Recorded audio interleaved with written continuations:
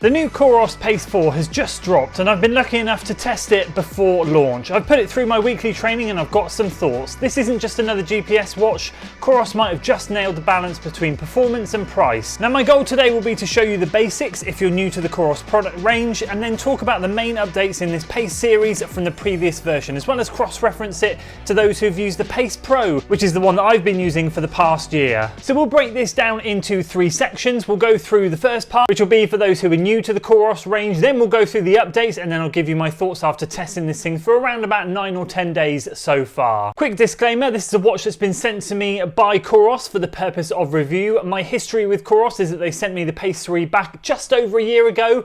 I used that for about 6 weeks before being sent the Pace Pro, and that's the watch that I've used predominantly for the last year until now. We've got the upgrade from the previous Pace 3, this one, the Pace 4. So a quick basic overview of the Coros product is more so than using an up and down button to navigate through menus. The main difference I found with Coros was using the scroll, which is the top right, where you would maybe find one of the buttons from another brand's watch, and you navigate via touchscreen or that scroll. So when I got sent the Pace 3, about 3 weeks before my previous marathon, my goal was to wear both my old Garmin and then my Coros at the same time, just to get used to the Coros, because I was worried about how I would adapt to that scrolling functionality. However, I decided after a couple of runs that I would just commit to using the Coros, and it was fantastic. It didn't take as long as I thought it would for me to get used to it, and now it feels second nature, and to be fair, it actually feels much easier to use than my previous watches. Other than that, it's a very simplistic watch to use. You get used to it very quickly. It works relatively similar to watches I've used in the past, but that scroll functionality is the main difference. In terms of visual changes from the previous version of the Pace, and we'll get into these in more detail in the next section,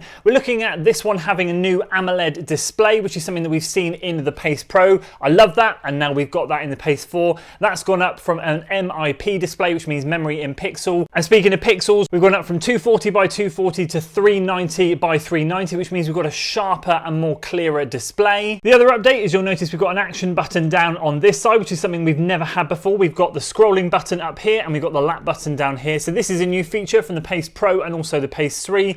And the other visual change is we have this rubber attachment here, which replaces the rubber strip that goes over the top to hold the band down, so that when you do feed it through the lock there, when you get around to this side, you just push it into one of those and it slots in place. So let's get into these main updates from the previous version, and we'll start with that AMOLED display, which I mentioned earlier very briefly. So this is something that we've seen across a lot of sports watches and a lot of brands, and it was really great to see Coros introduce it into the Pace Pro. It made a lot of difference. I loved the Pace 3 when I tested it, but when I got the Pace Pro and noticed we had this sharper, brighter display, it was an absolute game changer. And to see that being introduced into the Pace 4 is absolutely brilliant. And you'll understand why when we get to the end and we talk about the price point, because I honestly think this is a lightweight beast when it comes to price and what you get in terms of functionality. Now, in general, what we can find with AMOLED displays is they just improve your user experience in general. When you're running in sunlight or bright light, it can sometimes be hard to see that MIP display, which we've seen in the previous version, and also older watches as well. It would often cause a bit of frustration when you're running along and you're trying to see what's going on there. The AMOLED display is just so bright, you don't have any issues there. So that's a really great update, and once again, as I said, it's great to see that being introduced into here. The action button also, when you're running along, you can just press that rather than worrying about pressing lap, just that if you want to see it, it will light up on its own, and that's really great too. Number 2, battery life. This has been a big improvement, a massive update, possibly the biggest one from the previous version. A huge improvement from the Pace 3 and a small improvement from the Pace Pro. So I always had great battery life from the Pace Pro, rarely had to charge it. Probably I would charge it once every 2 or 3 weeks, and of course I'd be running 7 times a week over 5 days, so we get a lot of use. Probably charge it, yeah, probably every couple of weeks, and hopefully this one's going to be just slightly better again, which is fantastic. I always used to have to charge my old watches so much more. Found improved battery life in the Pace 3 in general, but the Pace Pro was another level, and this one looks to be exactly the same. Number 3, it's super lightweight. So if you went from the Pace 3, which is a lightweight watch, to the Pace Pro, I think there's about, with the rubber bands on there, it's about 9 grams difference. So this comes in, if I had the nylon band on here, it'd be 32 grams. I've got the rubber band, so it's 40, and that with the rubber band is also 49. So it's 9 grams difference, but in general, this is a bigger watch and it feels like more of a unit on your wrist. This one feels a lot more lightweight, so it's great for racing, especially on those race days. It's going to feel super light. You're not even going to notice it's there, so that's fantastic. And finally, voice features. This is a really exciting one, something I've not yet dived into. I've literally just taken delivery of this and started training with it over the last 9 to 10 days, thrown it straight into the rotation, a bit like my shoes, and it's been fantastic. I haven't looked into it too much yet, but we now have an inbuilt microphone into this, which you can find located in between these two buttons here. And I believe one of the functions that you're going to be able to do with this is record voice notes after a run. So there's going to be the ability for you to say how you feel after a run. So if you've had a really great run, you might want to say what your build up to that run was, what your fueling was, so you can remember what it was when you come to try and do that session or run next week. You can take instantaneous notes, which is fantastic. Or if you've got a coaching setup in the Coros hub and your coach uses it and you're attached to your coach's account, your coach will get fed that voice note as well. So they'll be able to see what you said. Again, it's a case of, do you record something straight away after a run, or do you get home, shower, have your breakfast, have your dinner, and then record something later? Sometimes some of us want to record something instantly or just get some instant feedback down. And this feature is going to allow that. And I believe there's going to be more uses for that in the future. But as I mentioned, I have not touched that yet. That's a feature that I'm going to be looking into over the next 2 or 3 weeks. So hopefully I'll be able to give some more feedback in some of my training vlogs in the coming weeks. So those are the main updates. How do I find just using the Coros watch in general in terms of this Pace 4? Is it a good update? Do I think it's worth it? Well, let's start with the price. 220, 230 pounds. I'll put the global pricing list on screen.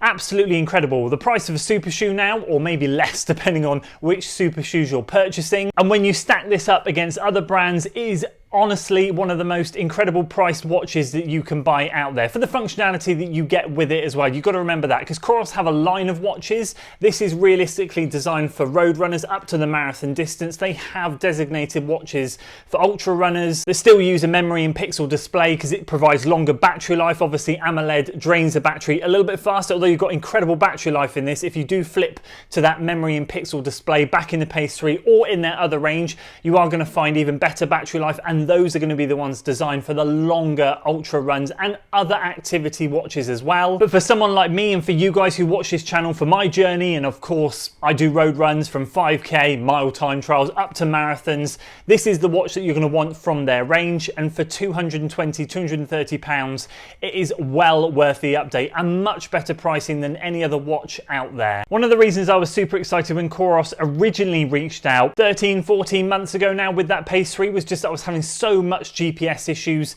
out in the forest where I run on the trails for a lot of my runs. Coros have got incredible GPS accuracy, which is fantastic. I found that in both the Pace 3 and the Pace Pro, in the time I've been using it, I've had one issue, one run where the GPS went a little bit crazy. And that was in the height of summer when the tree coverage was a little bit mad, and that hadn't had any issues with this watch beforehand. I did actually get home and I noticed the watch was due an update. So whether it's something to do with that, I'm not sure, but honestly, one run in 13, 14 months with one GPS issue is incredible. It's so accurate, which helps me track my data a little bit better. And of course, data is the final thing that I want to touch on. Not only are you getting a brilliant watch for the price, but the Coros app in itself is well worth it. Much better than the Garmin app, which I used to use. The data you can get so readily available straight away with just one click of the button is absolutely fantastic. So really impressed with the app. In fact, actually, that was as impressive as the technology that I was wearing and testing over the last 12 to 13 months. It's brilliant, and I would never want to go back to using a different app. It contains everything you need when you simply click into an activity. You can get access to pretty much everything there straight away. So that's fantastic. Pair that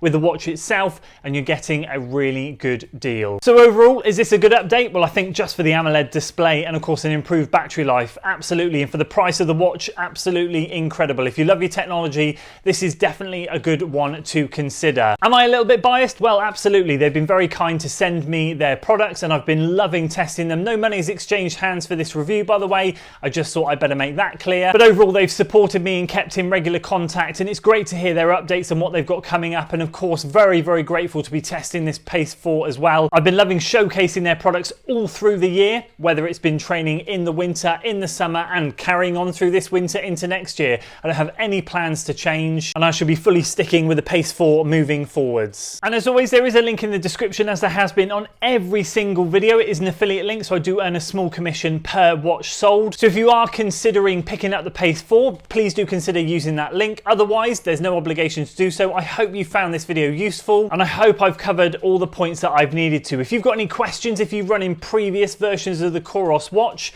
and you are interested in picking this one up, as I said, please do drop a comment. It will be amazing to hear from you on what your experience is, and are you considering getting the Pace 4? Is it something that's on your wish list? Let me know in the comments below. That's it for this video, guys. I'll leave a couple of videos on screen for you to see how I use the Coros watch in terms of in a race and in training, and hopefully I'll see you guys over on one of those.